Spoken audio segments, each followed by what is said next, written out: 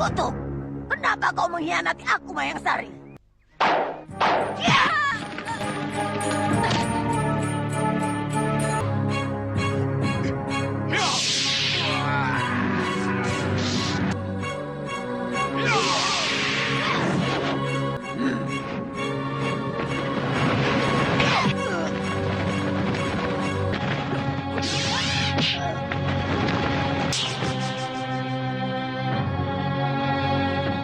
Pedang Nur sejati. Bukankah itu milik Kanjeng Wali Agung? Ya! Sentanu! Setelah kematian Raden Sentanu, Kiai Ageng Jembar Jimantoro yang pada saat itu sedang bersama dengan Lindu Aji dan Jatmiko pun kemudian membawa Mayang Sari yang sedang dalam keadaan terluka parah akibat pukulan pamungkas Mak Lampir menuju ke rumah sahabatnya, yaitu rumah Kiai Basari.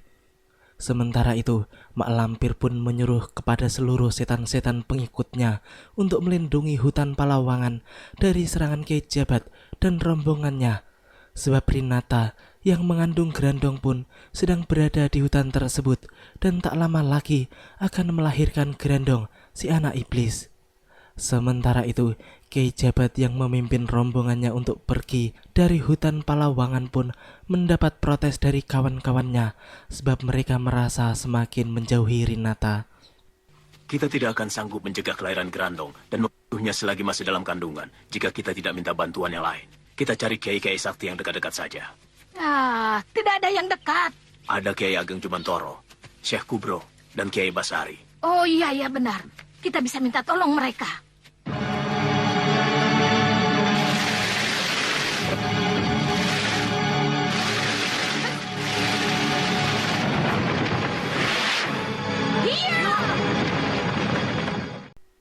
Ya, kini perjalanan mereka pun terhenti karena diserang secara tiba-tiba oleh makhluk-makhluk siluman utusan Mak Lampir.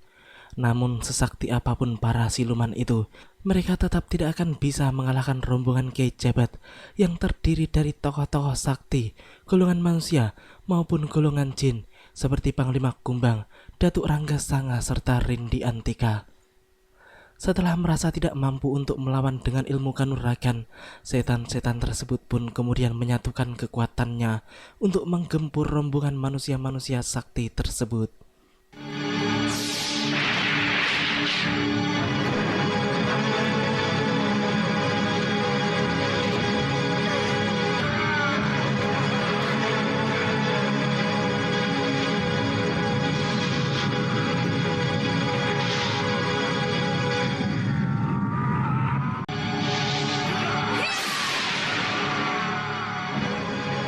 Tahu siapa mereka? Siapa lagi kalau bukan anak buah Mak Lampir? Akhirnya, para siluman utusan Mak Lampir itu pun dapat dihancurkan. Kini rombongan tersebut pun kembali melanjutkan perjalanannya. Yang jelas, tujuan pertama Kiai Jabat adalah kediaman Kiai Basari yang berada paling dekat dengan posisi mereka saat ini. Sementara itu, di rumah Kiai Basari, tampak Mayang Sari yang sudah mulai sadar. Sang Kiai pun kemudian memberikannya sebuah ramuan yang bisa menghilangkan rasa nyeri di tubuh wanita tersebut.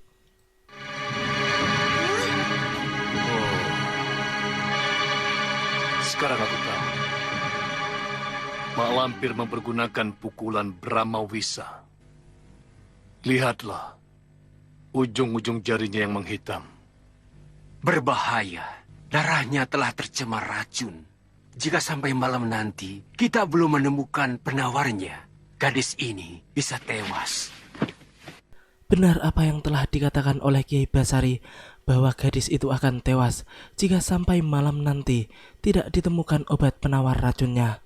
Sebab racun pukulan Brahma Wisa telah menjalar ke seluruh tubuhnya. Kiai Jumantoro pun kemudian menjelaskan kepada Kiai Basari tentang siapa gadis itu dan mengapa ia sampai bisa terkena pukulan Brahma Wisa Mak Lampir. Sementara itu, Jatmiko yang juga berada di situ pun tiba-tiba keluar dengan diikuti oleh Lindu Aji. Pemuda itu tampaknya masih merasa sangat terpukul atas tewasnya Raden Sentanu, kakak seperguruannya. ia pun seharusnya menyadari bahwa Raden Sentanu bisa tewas sebab lantaran dirinya yang begitu bodoh dan tidak mau mengikuti perkataan kakaknya itu. Lindu Aji pun kemudian memberikan nasihat penting bagi Jatmiko tentang kehidupan, kehendak Tuhan, serta ajal atau kematian seseorang. Setiap orang menginginkan sehat dan berumur panjang. Tapi sewaktu sakit atau ajalnya tiba, ia tidak bisa menolaknya. Iya kan? Iya. Itu menunjukkan bahwa hidup ini tergantung pada anugerah Sang Murbeng Dumadi. Jika Sentanu tidak dianugerahi lagi umur panjang, untuk apa kita menyesalinya? Itu hak Tuhan semata. Ridhokanlah secara ikhlas sehingga kita tidak punya beban. Dan tidak berduka berkepanjangan seperti ini. Assalamualaikum. Waalaikumsalam, Kiai. Nyai.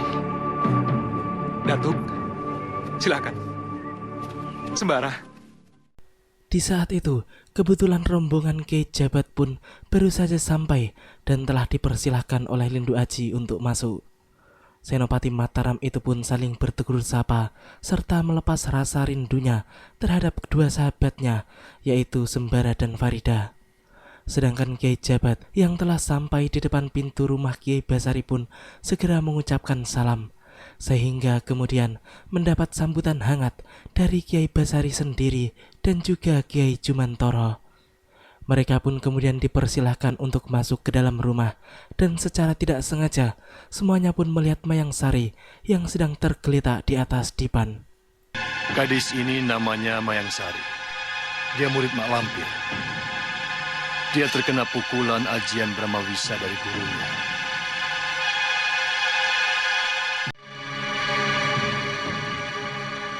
Rupanya kau harus turun tangan, Bidara. Gadis ini akan tewas cepatnya tanpa bantuanmu. Ada wajan besar? Wajan besar? Untuk apa? Gadis ini harus aku rebus untuk mengeluarkan bisanya. Soal bisa racun, adikku ini ahlinya. Baik. Kita cari rempah-rempah dulu. Kita lakukan pengobatannya nanti malam. Ternyata kedatangan Kiai Jabat ke rumah Kiai Basari di saat itu adalah sebuah keberuntungan yang besar bagi Mayang Sari karena ia akan bisa sembuh oleh Nyai Bidara yang sanggup untuk menyembuhkannya. Di sisi lain, terlihat Lindu Aji yang masih berbicara dengan Sembara dan Farida di halaman rumah.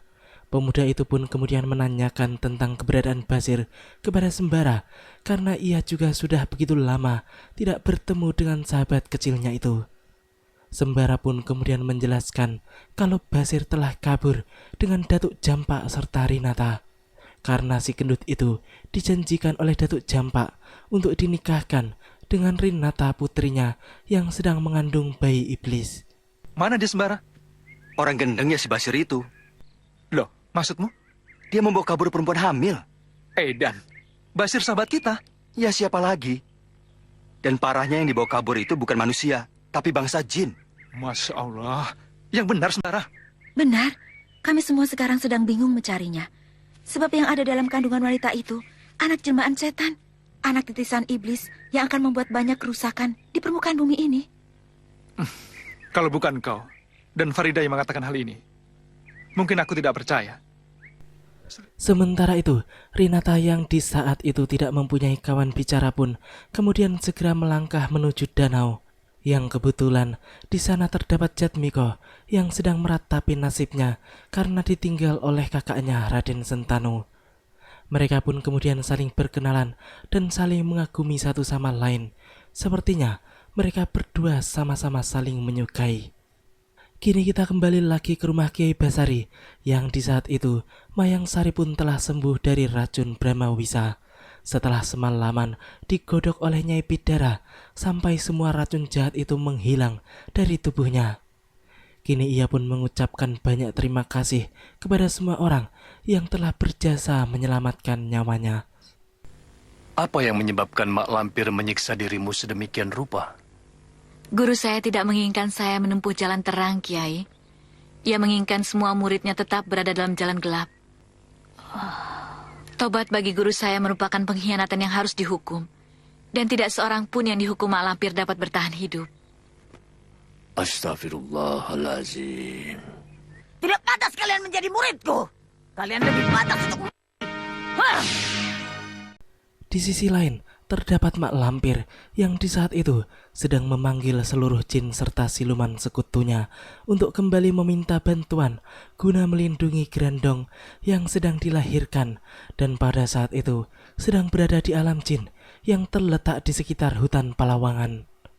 Para dedemit itu pun kemudian langsung melaksanakan tugasnya dan mereka pun segera menghadang rombongan Kiai Jabat yang di saat itu sedang menuju hutan Palawangan setelah bertolak dari rumah Kiai Basari. Kini rombongan Kiai Jabat itu pun telah menambah kekuatannya dengan kehadiran Kiai Basari.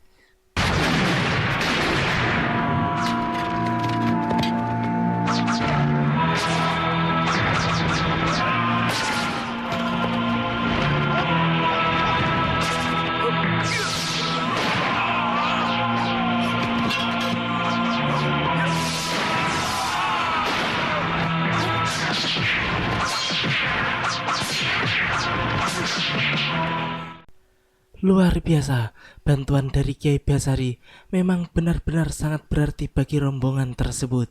Sebab memang Kiai Basari adalah salah satu Kiai Sakti yang merupakan teman baik dari Kiai Jabat. Walaupun makhluk-makhluk dedemit kiriman mak lampir kali ini jauh lebih hebat, namun mereka semua pun tidak akan bisa menghancurkan rombongan orang-orang sakti tersebut. Mereka semua pun kemudian dapat dimusnahkan dengan asma langit yang dibaca secara bersama-sama oleh rombongan Kiai Jabat tersebut.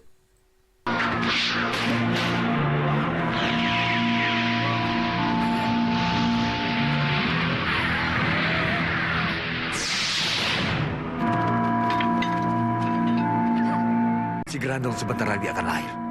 Cepat, sebelum terlambat. Di mana tempat Rinata? Panglima dapat melihatnya. Gelap. Terpaksa kita harus melacak seluruh hutan ini. Ayo. Ya, Panglima Kumbang pun telah mengetahui kalau Grandong akan segera lahir. Namun ia pun tidak bisa mengetahui dengan jelas di mana Rinata sekarang berada. Sehingga kemudian Kiai Jabat pun mengajak semuanya untuk menelusuri seluruh isi hutan tersebut sebelum terlambat. Baru saja mereka melanjutkan perjalanannya, tiba-tiba datanglah Basir dan Datuk Jampak yang langsung menghampiri mereka. Hal itu jelas membuat rombongan tersebut terkejut. Namun Kiai Jabat pun kemudian langsung menanyakan keberadaan Rinata kepada si Jampak selaku ayah dari wanita itu. Saya tidak kuat melawan mak lampir. Maka itu saya kemari untuk mencari bantuan. Tunjukkan saja tempatnya. Di sana, ikuti saya. Biar Datuk Jampak saja yang paling depan. Kamu tidak percaya dengan kecerdasanku, Sembara? Percaya, Sir, percaya. Tapi kau cerdas kalau kenyang. Kalau lapar 2 tambah 2 kau bilang setengah. Semilik ete. Demikianlah alur cerita di episode kali ini. Nantikan kelanjutan kisahnya di episode yang akan datang. Terima kasih bagi teman-teman semua yang udah mau nonton. Jangan lupa subscribe dan share, dan juga nyalain notifnya. Assalamualaikum warahmatullahi wabarakatuh, dan salam anak 90-an.